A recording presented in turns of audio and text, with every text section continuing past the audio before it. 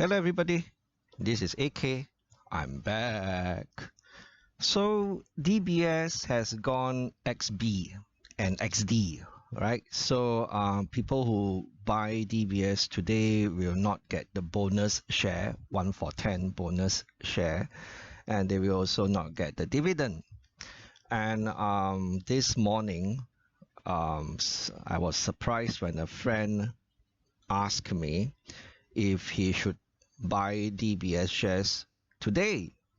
So I told him, well, if you buy DBS shares today, you will not get the bonus share and you won't get the dividend. And well, this friend explained that last year he was actually waiting for DBS shares to hit $30 before buying, right? Because he kept hearing me say what a good investment DBS is for growth as well as for income. And I did say that $30 was a major support, right? And if we look at the chart, we can easily see why $30 is actually a major support.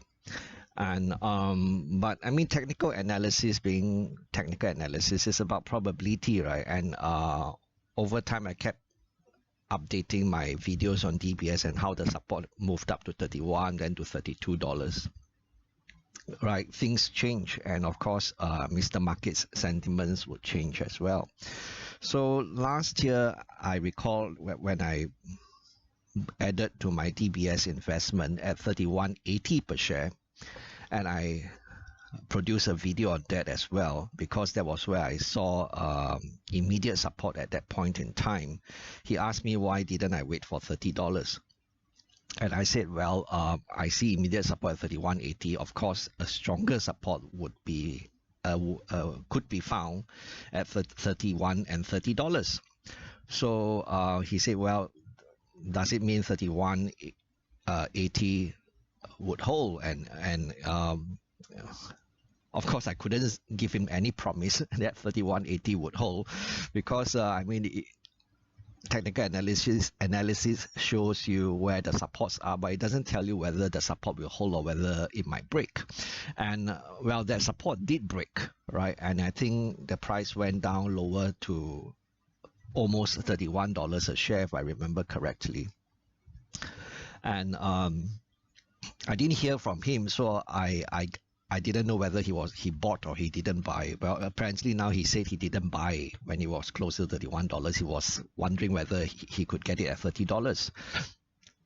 And so when the news came out about the bonus issue and the dividend, how it will be maintained even after the bonus issue, I remember it was in February and the share price was at 32 something per share. And I also shared in a video that I added to my position at 32.60 or 32.80 per share. I cannot remember exactly. And when I shared this with him, I remember he asked me, wouldn't the share price go down after the bonus issue because you have more shares floating in the market, 10% more shares, and wouldn't the share price go back down to $30? And I think many people were thinking the same thing, right? After the bonus issue, the share price should fall back to $30 per share, and that's when they could scoop some up. And I said, no, I don't think so, because it's not as if with the bonus issue the dividend per share would be reduced, because DBS CEO has said that the dividend per share would be maintained. So the dividend yield wouldn't go down even though there's more shares in the market. In fact, basically what we DBS shareholders are getting would be a 10% boost to our dividend income, everything else being equal, right? So I think it took a while because there was some uncertainty, and there was also some bit of how should I put this diplomatically? There were some social media influencers who were saying that don't buy first because share price might drop 10% after the bonus issue. So I think that might have an impact. But after a while, people realize what the whole thing meant, and the share price kept going up, and it hit $36, I think, if I remember correctly. And of course, by then, people who were waiting, felt a bit of FOMO, fear of missing out, and some actually went and bought at a higher price. And I caution viewers in one or two videos that we might not want to FOMO, because the FOMO is a bad idea, because there's a lot of euphoria and the price was being chased higher. However, I also said, however, if we have been waiting on the side and we have been feeling quite sorry for ourselves, even at a higher price, DBS was still a fairly good investment, and it's okay to nibble to get our feet wet. Just buy some, get our foot in the door, but don't throw in everything, including the kitchen sink. Right. So, and the share price did come down, and I think this morning it opened lower. But it didn't go down to $30 per share.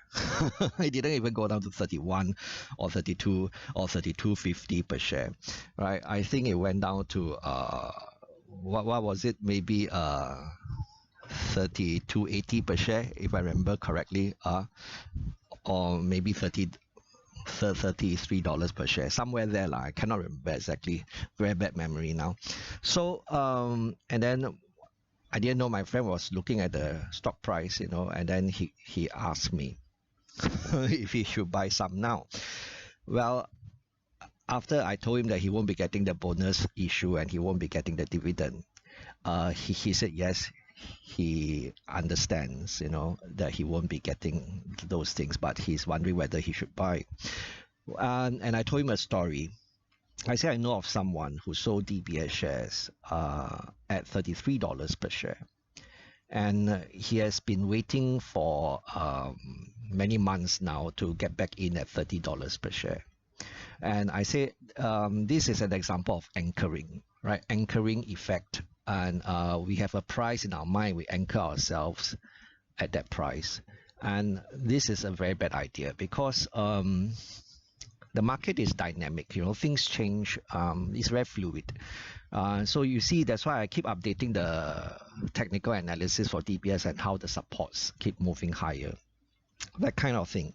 So I say, well, if you understand now that you won't be getting the bonus issue and you won't be getting the dividend, and you're buying DBS for the long term, the current price is still a fairly good price, right? It's just that don't feel sorry for yourself that you didn't get in earlier last November, or even earlier this year in February, when I added to my position.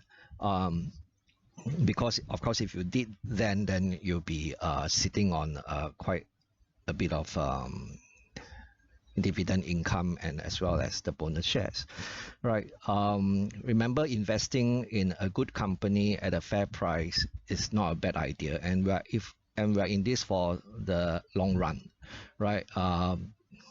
Like Warren Buffett say, you don't invest in a company if you feel uneasy about its future in the next 5 or 10 years, and if the market should close down, you have no exit, right? So I'm just sharing this in case there are viewers who feel the same way, some FOMO, some regret, some negative vibes. Don't. The market will always be there. Just try to be a better investor in future. I'm still learning to be a better investor in, so if AK can talk to himself, so can you. Bye-bye.